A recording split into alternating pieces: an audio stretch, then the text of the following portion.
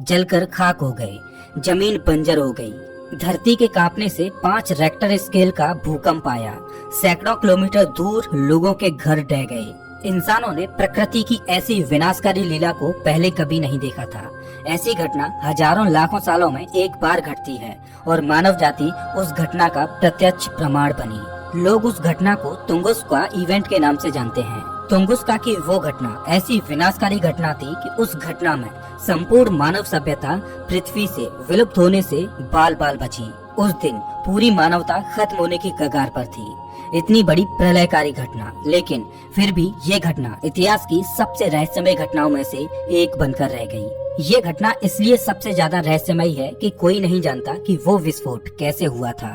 क्या वो आर्मी द्वारा किया गया कोई न्यूक्लियर टेस्ट था, या उस दिन कोई एस्ट्रॉइड पृथ्वी से टकराया था, या इस घटना के पीछे दूसरी दुनिया के एलियंस का हाथ था? जानेंगे इस वीडियो में। नमस्कार दोस्तों, मैं हूं श्याम तोमर। स्वागत करता हूं आपका इस वीडियो में। 30 जून 1908 को सुबह के 7 बजे के आसपास ईस्टर्न साइबेरिया में रहने वाले लोगों ने आसमान में चमकता हुआ आग का गोला देखा और कुछ ही सेकंड्स में वहां एक जोरदार ब्लास्ट हो गया। ऐसा लगा कि वहां पर अंतरिक्ष से एक बड़ी चट्टान आकर गिरी हो, लेकिन जिस जगह पर यह घटना घटी थी वहां पर ऐसे कोई भी सबूत नहीं मिले जो इस ओर इशारा कर पाते कि वहां पर अंतरिक्ष से आकर कोई उल्का गिरा था। क्योंकि घटना स्थल पर ना तो कोई अंतरिक्षीय चट्टान के टकराने से गड्ढा बना था और ना ही ऐसी किसी चट्टान के टुकड़े या अवशेष मिले थे। हैरानी की बात तो ये थी कि इतनी बड़ी महाप्रलयकारी घटना घटी, लेकिन उस घटना का कारण क्या था ये कोई नहीं जान पाया। क्या सच में उस दिन साइबेरिया के लोगों ने आसमान में उड़ता हुआ आग का गोला ही देखा था? क्योंकि अगर सच में वो आसमान से गिरता हुआ उल्का ही था, तो अगर अंतरिक्ष से आकर कोई उल्का पृथ्वी से टकराता है तो उस जगह पर कुछ इस तरह का दृश्य बन जाता है। ये एरिजोना में मौजूद एक विशाल गड्ढा है जो आज से करीब 50,000 साल पहले अंतरिक्ष से आए एक उल्का पिंड के टकराने से बना था। ऐसा माना जाता है कि एरिजोना में गिरे इस उल्का के टकराने से हुआ विस्फोट तुंगुस्का में हुए विस्फोट से करीब 3 गुना ज्यादा शक्तिशाली था। और एरिजोना में गिरा वो उल्का सिर्फ 50 मीटर व्यास का था और इतने छोटे उल्का ने ही 230 मीटर गहरा और 1.2 किलोमीटर चौड़ा गड्ढा बना दिया। लेकिन तुंगुस्का इवेंट में बनने वाला गड्ढा आखिर कहाँ गया? अगर वहाँ पर कोई उल्का गिरा ही था तो वहाँ पर छोटा मोटा गड्ढा तो जरूर बनना ही चाहिए था। उस समय वहाँ के ज्यादातर स्थानीय लोग ये भी मान रहे थे कि ये विस्फोट गोल्ड माइनर्स द्वारा किया गया था, क्योंकि गोल्ड माइनर्स खदानों को खोदने के लिए छोटे छोटे विस्फोट करते रहते हैं। लेकिन लोगों का ये मानना बिल्कुल गलत था, क्योंकि उस समय इतनी मात्रा में TNT मौजूद नहीं था कि वो इतने बड़े लेवल का विस्फोट कर सके। ज्यादातर वैज्ञानिक सिर्फ यही मान रहे थे कि तुंगुस्का इवेंट एक उल्का के कारण ही हुआ था। जब वैज्ञानिकों ने उस उल्का के अवशेष को ढूंढने का प्रयास किया तो कई सालों तक खोजबीन करने के बाद भी वैज्ञानिकों को किसी भी उल्का के अवशेष नहीं मिले।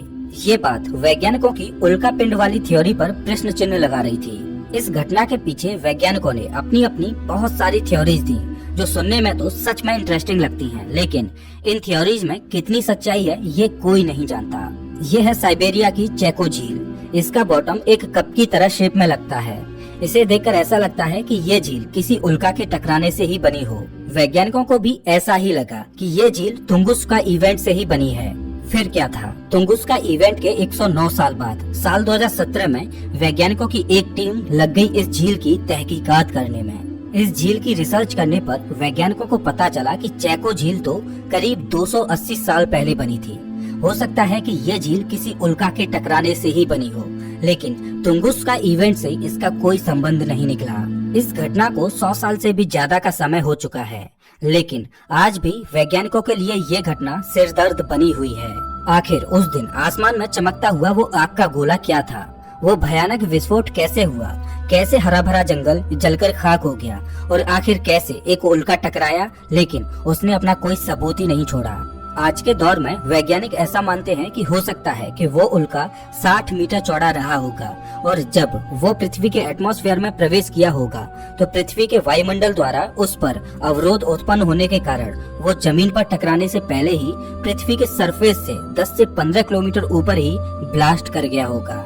लेकिन क्या इस तरह के एक्सप्लोजन में भी क्या कोई अवशेष नहीं मिलना चाहिए था?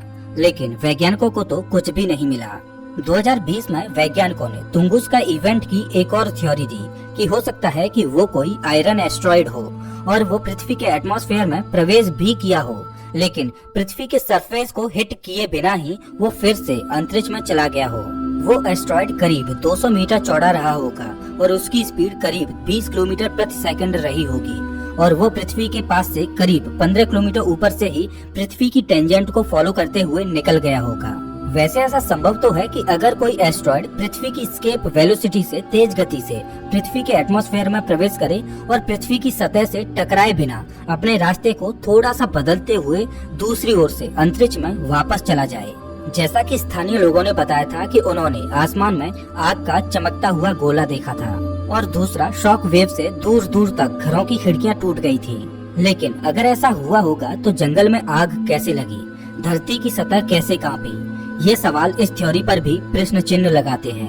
साल 1973 में वैज्ञानिकों ने तुंगुस्का इवेंट पर एक अजीब सी थ्योरी दी कि तुंगुस्का में कोई उल्का नहीं गिरा था, बल्कि वो एक मिनी ब्लैक होल रहा होगा जो पृथ्वी की सतह से टकराया, जिससे एक्सप्लोजन हुआ और टकराकर पृथ्वी के अंदर से गुजरते हुए दूसरे सिरे से फिर से अंतरिक्ष में वापस निकल गया।